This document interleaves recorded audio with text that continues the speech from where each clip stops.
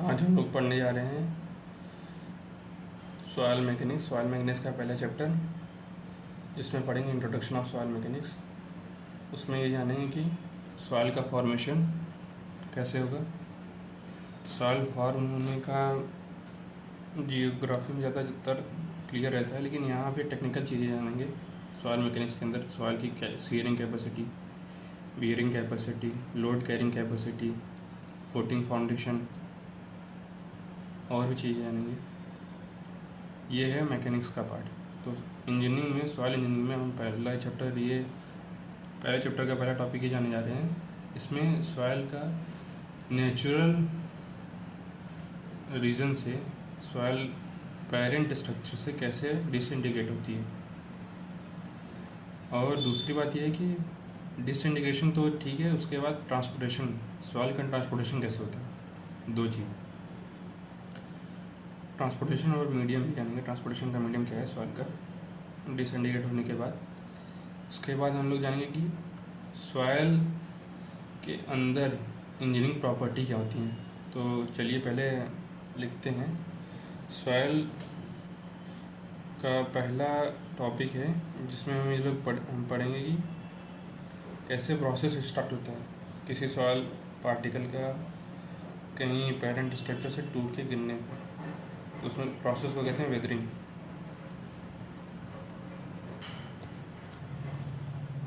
तो पहला टॉपिक है वेदरिंग। वेदरिंग में लिखते हैं थोड़ा सा पॉइंट। वेदरिंग में दो होती हैं।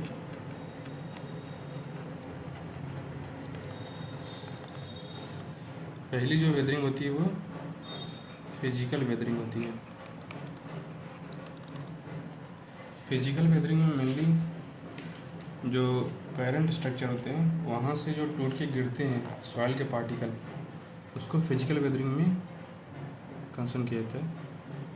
तो जो टूट के गिरने के प्रोसेस को, जैसे टूट के गिरने में नेचुरल में रीज़न से समझ लीजिए किसी रॉक का डिसइंटीग्रेशन हो गया,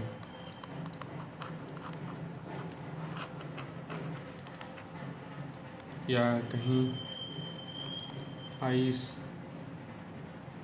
जम गई उसके कारण हो गया, या कहीं रिवर है उसके कारण हो गया।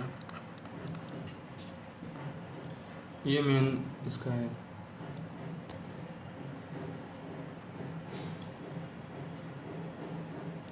और दूसरा जो है वो है केमिकल प्रोसेस।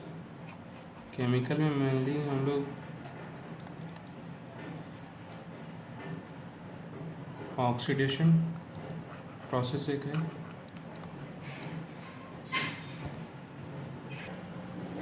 नेक्स्ट है ऑक्सीडेशन के बाद रिडक्शन।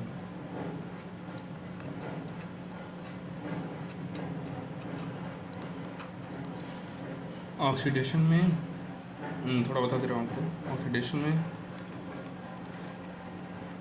ऑक्सीजन का एडिशन होता है,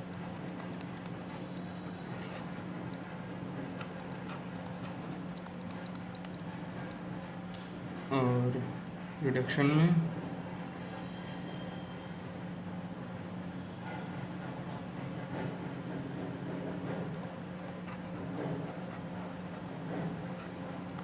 ऑक्सीजन का रिमूवल होता है।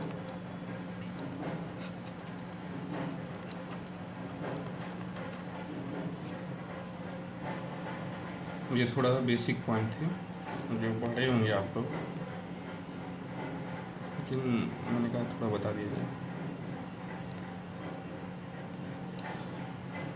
ये तो वेदरिंग का प्रोसेस हो गया। अब इसमें थोड़ा ये चीज़ और जानना है कि सॉइल का डिसइंटीग्रेशन होने के बाद भी जो सॉइल के पार्टिकल हैं उनका टूट के गिरते हुए तो उनको कहते क्या है, उनका टर्मिनोलॉजी क्या है।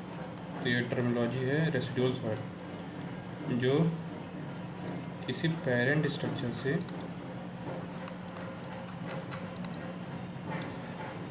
डिसइंटीग्रेट होकर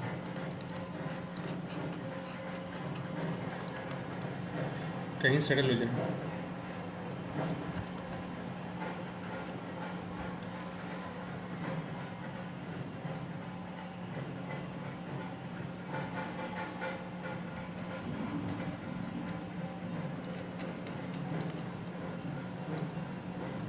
ठीक है, ये है रेसिडुअल सॉइल। अब बात करेंगे ट्रांसपोर्टेशन मीडियम की।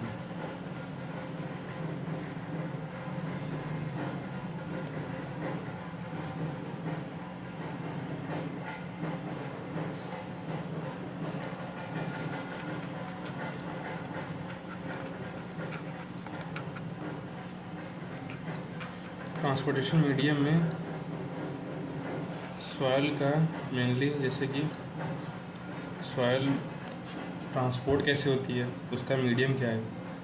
जैसे एलुवियल सॉइल है,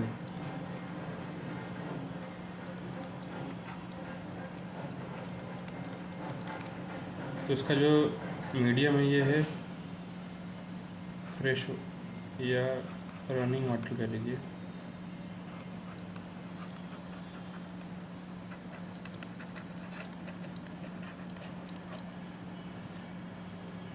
और दूसरी सॉइल है जैसे लाइक स्ट्रीम सॉइल, इसका मेन मीडियम क्या है, लेक वाटर। मार्स सॉइल, इसका मेन है सी वाटर। इसके बाद है थोड़े जो गेट में के अलावा ये से भी पूछे गए, तो ये में मोस्ट इम्पॉर्टेंट है टालूस सॉइल। ये ग्रेविटी के थ्रू होता है। एक और मोस्ट इम्पॉर्टेंट है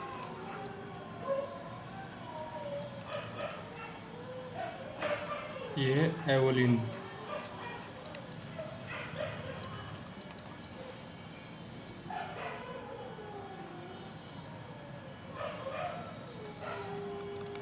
ये इसमें क्या होता है, इसका मीडियम है विंड, लेकिन सिर्फ ये सैंड जो होती है उसी को उठा के लेते हैं। एल्यूमिनियम सॉइल में सैंड मेनली कंपोजिशन ज़्यादा होता है। नेक्स्ट है हम लोग का लूज सॉइल, ये भी मोस्ट इम्पॉर्टेंट है।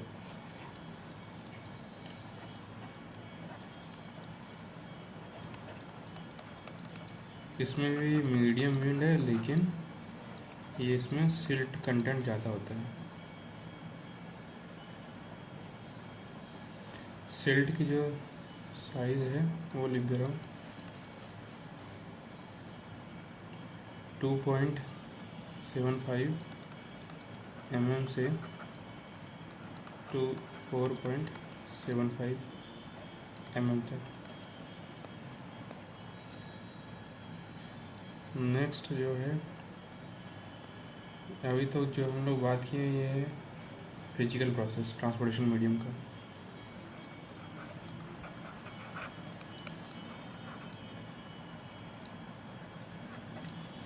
अब बात करेंगे केमिकल प्रोसेस का।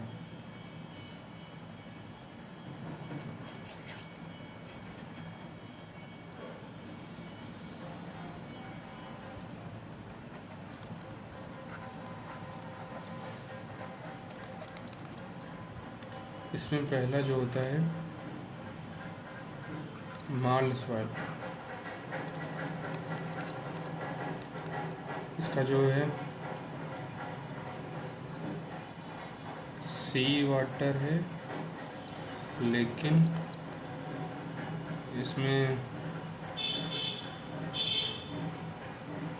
डेड एनिमल एंड एक्वेटिक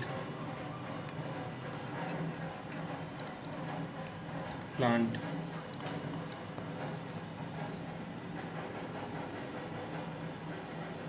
दूसरा जो है वोल्केनिक एशेस से होता है, उसको कहते हैं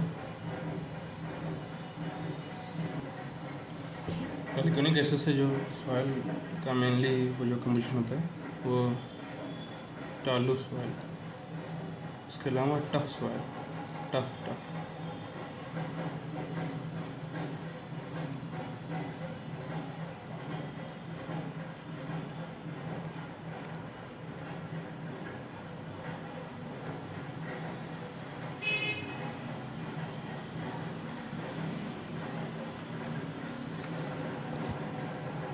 ठीक है। ये दो मेन सॉइल थे।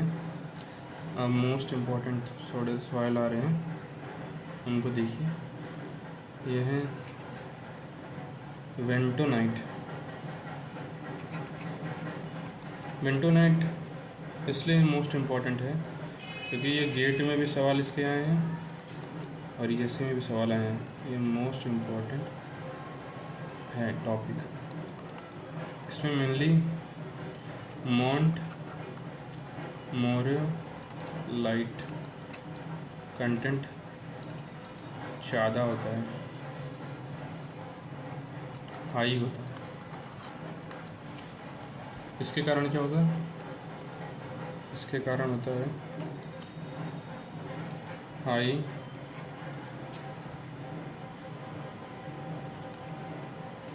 swelling and high shrinkage।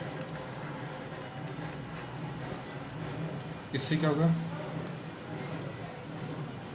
High plasticity and high compressibility.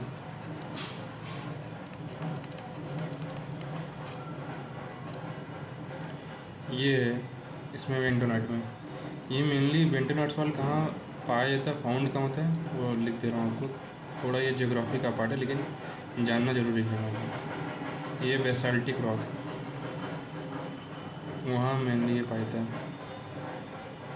और ये क्या एडवांटेज क्या है या इसका समझ लीजिए मेरिट क्या है, ये कॉटन का प्रोडक्शन बढ़ाने के लिए बहुत इम्पोर्टेंट, बहुत मस्त है।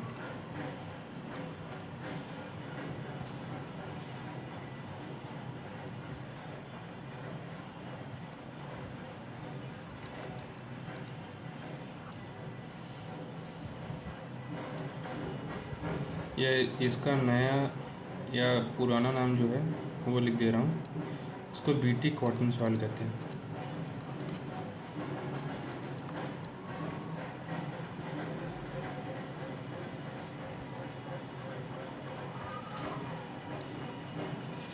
बाकी जानना उतना खास है नहीं, जो चीज़ें हैं बाकी एससी या गेट में आते नहीं तो इसलिए ज़्यादा आपको पता नहीं चलता। अब एक नया जिसमें ऑर्गेनिक कंटेंट ज़्यादा होते हैं,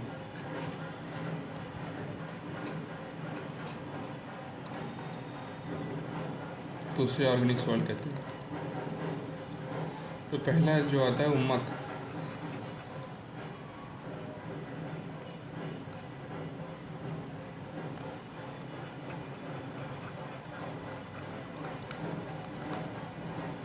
इसमें ऑर्गेनिक एंड इनऑर्गेनिक दोनों कंटेंट होता है।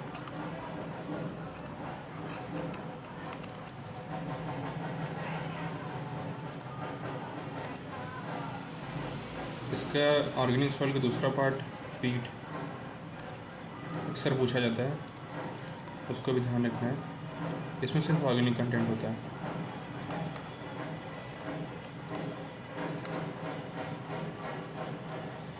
ऑर्गेनिक का स्पेसिफिक ग्रेविटी थोड़ा बता दूं आपको, वो जान लीजिए। कई बार आप इन्वायरमेंट में पढ़ेंगे और सॉइल मैकेनिक्स में तो अच्छे से पढ़ेंगे। इसका आउटपुट होता है 2.6।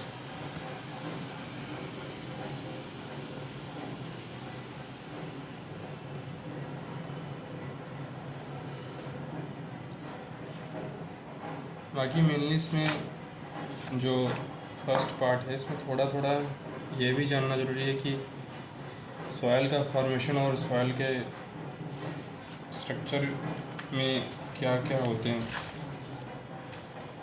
उसको जानने के लिए डायग्राम जानना जरूरी होता है। फेस डायग्राम हल्का सा ओवरव्यू दे दूँ ताकि ये अगले लेक्चर के लिए आपको अगले लेक्चर में बताया जाएगा। फेस डायग्राम ये नेक्स्ट लेक्चर में है। इसमें थोड़ा बस मैं आपको बताता हूँ फेस डायग्राम होता क्या। पहला सॉइल के अंदर 3 चीज़ें होती हैं।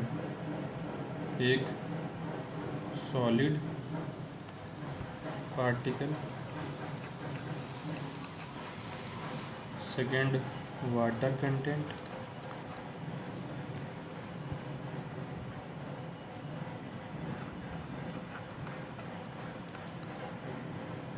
और तीसरा एयर। इन तीनों के कंपोजिशन को मिला लीजिए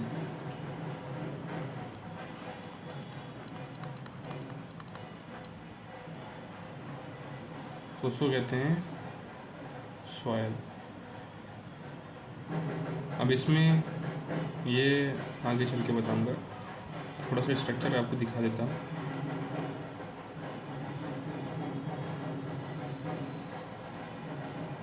तीन तरीके से बांट देता हूँ। नीचे सॉयल पार्टिकल बना देता हूँ सबसे लास्ट में। यहाँ वाटर,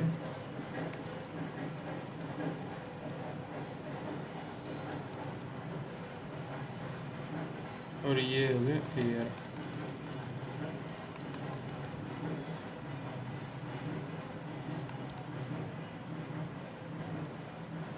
ये जो स्ट्रक्चर है ये इमेजिन कर लीजिए, क्योंकि अगर नेकेड आई से देखना चाहेंगे तो नामुमकिन है। इसको कहते हैं फेस डायग्राम, इतने पूरे पार्ट को।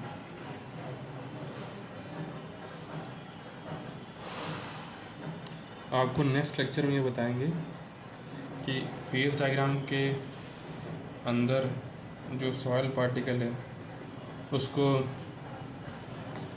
उसका अरेंजमेंट, और अगर सॉइल में सॉइल पार्टिकल ही पूरा हो जाए, एयर रहे ना, वाटर हो, उसमें चेंजेस करके स्ट्रक्चर में क्या कॉजेज़ होते हैं या क्या उसमें मेरिट क्या डिमेरिट, अगले लेक्चर में आपको बताया जाएगा। तो मिलते हैं अगले लेक्चर में, जिसमें फेस डायग्राम और फार्मूला और सॉइल से जुड़ी चीज़ें बताएंगे।